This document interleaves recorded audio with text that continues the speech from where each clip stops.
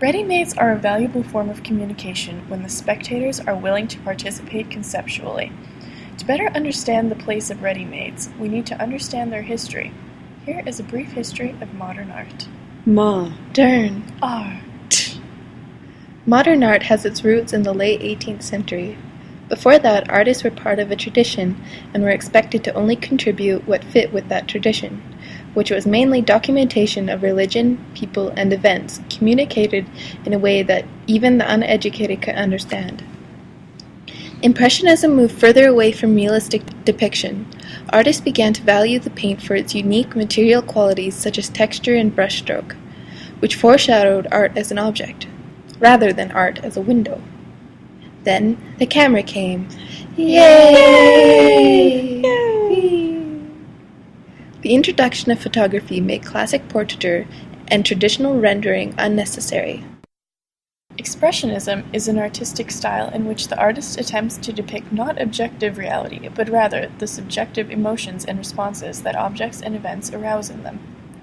Conceptual art is about ideas and process instead of the materials and final results.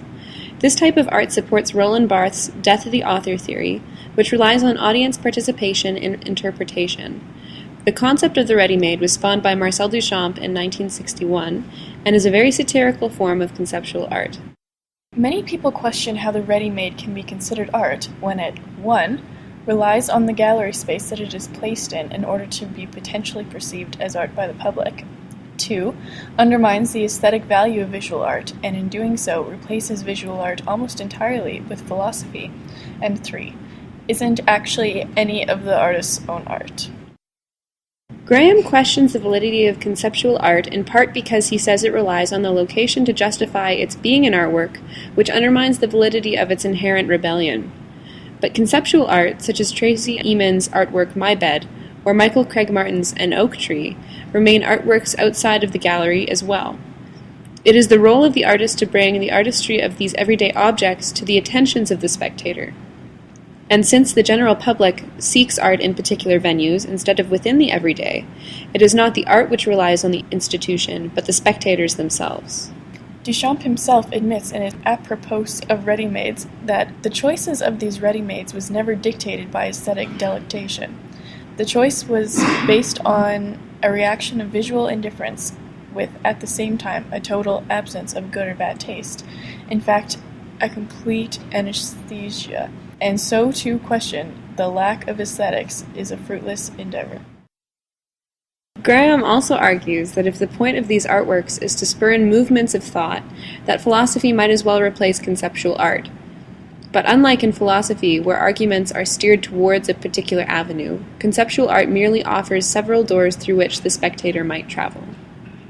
Conceptual artists do possess a honed skill in crafting thought. Successful ready-mades are not arbitrary.